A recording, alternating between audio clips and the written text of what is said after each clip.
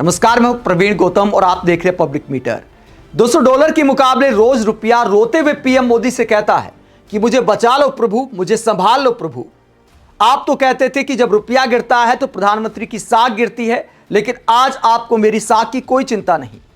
सोना चांदी की कीमतें सुनकर पीएम मोदी से आम पब्लिक रोते हुए कहती है कि पीएम मोदी कुछ तो कंट्रोल कीजिए। घर में बिटिया की शादी है, बहू को गहने देने हैं, सोना चांदी तूफानी रफ्तार से बढ़ता जा रहा है, लेकिन आप चुनावी रैलियों में व्यस्त रहते हैं। सोना चांदी पर ध्यान कब देंगे?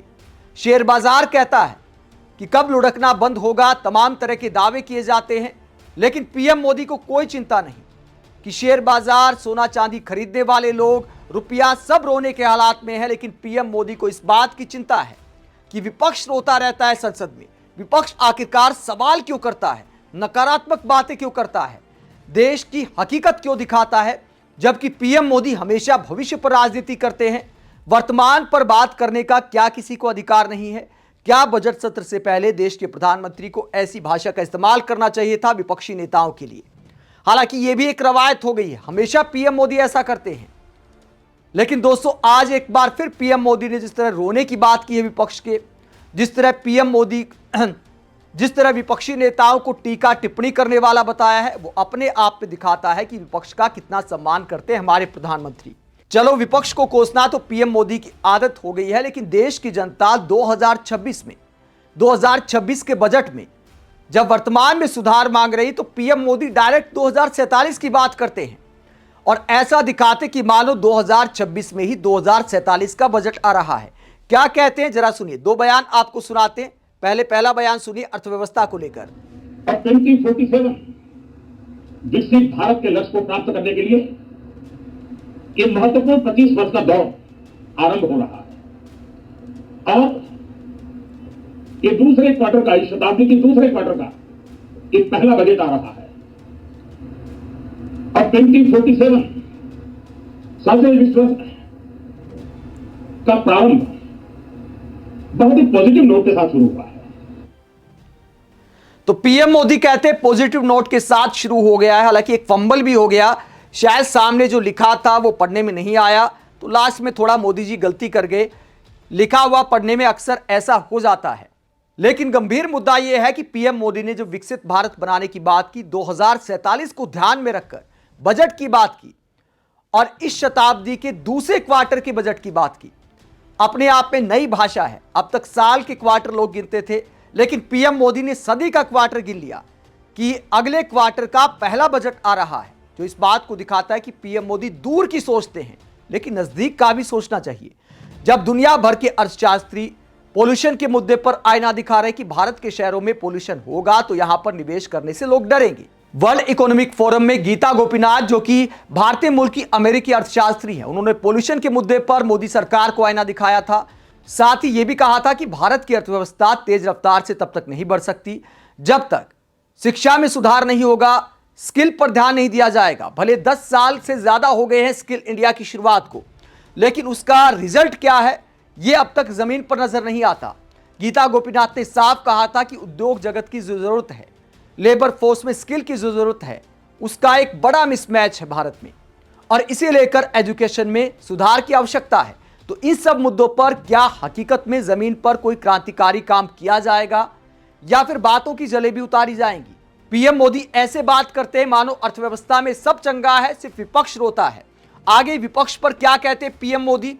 कहते सब ठीक चल रहा है, लेकिन जो टीका टिप्पणीकार हैं, यानी हमारे जैसे यूट्यूबर हैं या फिर जो विपक्ष के नेता हैं जो सरकार से सवाल करते हैं, उन पर क्या कहते पीएम मोदी, जरा सुनिए। जो हमारे टीकाकार रहते हैं, साथी हमारे प्रति पसंद नापसंद का रवैया रहता है और लोकतंत्र में बहुत स्वाभाविक है। लेकिन एक बात हर कोई कहता है कि सरकार ने लास्ट माइल डिलीवरी पर बल दिया है। योजना फाइलों तक नहीं, लाइव तक पहुंचाने का प्रयास रहता है और यही हमारी जो परंपरा है उसको हम आने वाले दिनों में रिफॉर्म एक्सप्रेस में नेक्स्ट जनरेशन रिफॉर्म के साथ आगे बढ़ाने हैं। भारत की डेमोक्रेसी और भारत की डेमोग्राफी आज दुनिया के लिए बहुत बड़ी उम्मीद है। तब इस लोकतंत्र के मंदिर में हम विश्व समुदाय को भी कोई संदेश दें हमारे सामर्थ्य का, हमारे लोकतंत्र के प्रति समर्पण का, लोकतंत्र की प्रक्रिया के द्वारा हुए निर्णयों का सम्मान करने का यह अवसर है और विश्व इसको जरूर स्वागत भी करता है, स्वीकार भी करता है।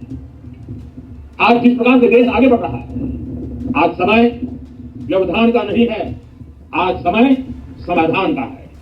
आज प्राथमिकता व्यवधान नहीं है, आज प्राथमिकता समाधान है। आज भूमिका व्यवधान के माध्यम से रोते बैठने की नहीं है, आज हिम्मत के साथ समाधान का ही निर्णयों का कालखंड है। तो पीएम मोदी कहते कि व्यवधान करके रोते बैठने का समय नहीं है। मतलब विपक्ष के लिए ऐसी भाषा, कहते हैं कि रोते बैठने का समय नहीं है। लेकिन मोदी जी कई बार समाधान के लिए भी व्यवधान डालना पड़ता है, क्योंकि समस्याएं जब सरकार अनसुना कर दे तो विपक्ष का काम है देश की जनता की आवाज बनना, सरकार को यह ध्यान दिलाना कि संसद में इस मुद्दे पर चर्चा जरूरी है। आज एसआईआर के मुद्दे पर जनता परेशान है। अगर हमारे विपक्षी नेता उस पर समाधान चाहते हैं कि जो समस्याएं आ रही इसका समाधान होना चाहिए, तो उसके लिए आवाज उठानी पड़ती है। जब सरकार नहीं सुनती तो उसके बाद व्यवधान की नौबत आती है। तो विपक्ष की आवाज आखिरकार क्यों नहीं सुनी जाती?